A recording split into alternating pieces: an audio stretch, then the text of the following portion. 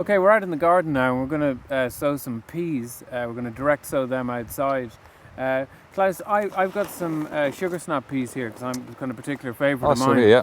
There's many seeds. First of all, I think we should clarify there's 3 different types of peas. Yeah. There's Manche 2, there's sugar snap, and then there's the normal garden pea. So the Manche 2 is the ones you have flat. You eat the whole pod when it's flat.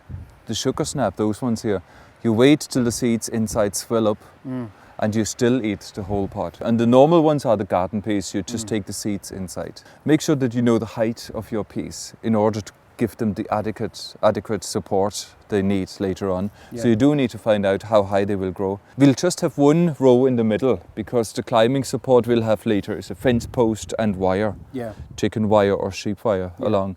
What you do with a hoe, that's called a draw hoe or an onion hoe. So you make a wide trench like that in the middle of your bed. Now with peas, you don't want to sow them all in one go. So you just sow half the amount and then 2-3 months later, you do the next half. Okay. So you get succession. Right, okay. That's about 3 centimeters deep. It looks a lot more, yeah? Yeah.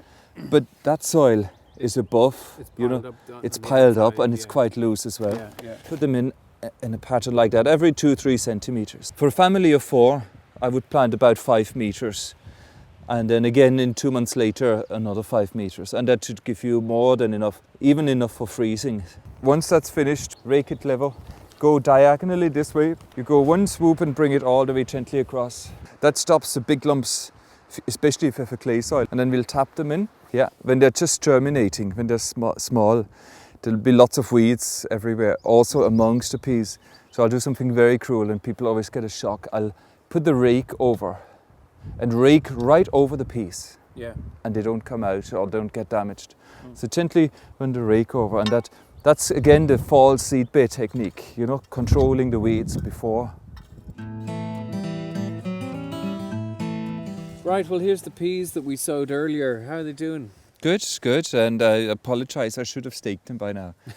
Yeah, and because they see the tendrils, they want to climb up somewhere. Yeah. But what I'll do is have fence posts on either side and chicken wire across. Yeah. You can't just use bamboo poles? Or? No, bamboo poles, they don't climb up. What you could do is make a framework with bamboo canes, but you still need some pea sticks. And that means little branches of hazel or so, which are widely branched, and they climb up easily there. Yeah. I see you've earthed them up a little. But it also is good for weed control. I earth them up and the weeds in between get covered up and can't grow then. Right, I'm kind of meeting you across the garden fence here, Klaus. But unbelievably, these are the little peas that we sowed. We put those seeds in magic, isn't it? Yeah, really vigorous. So is there anything we need to look out for? These look super healthy. Do we have any pests or diseases we should be... Not really. Not really? No, nothing at all whatsoever. No, mice, I sometimes would go for the seeds. Yeah, but once we got to this stage, there's no problem. They should be fine, yeah. I wouldn't worry about them at all now.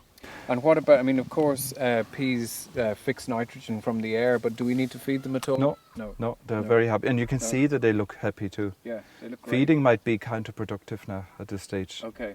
Each flower will produce a pea. You can see the sequence here. You have the flower, and then you have the tiny pea with the flower still attached, and then the flower is gone, and then they grow bigger and bigger. The one important bit with peas, and beans in fact, is that you harvest them regularly. Okay. So every single week you should harvest what's ready. You have to keep it, you have to be greedy with your peas. Oh, okay. That's the only way that you have a longer season. If you forget, if you go away for a couple of weeks and don't harvest them, they'll stop flowering, and then it's the end, and it's all over. Okay. Harvesting them at the early stage, be careful. 2 hands, hold it here on the stem and then pull it, and you have it nicely with the handle and a little crown. Oh, Andre, they're fantastic. Let's have a go at one of these. That's great, isn't it? Standing out here in the sunshine with these crunchy peas. Can't get much better than that.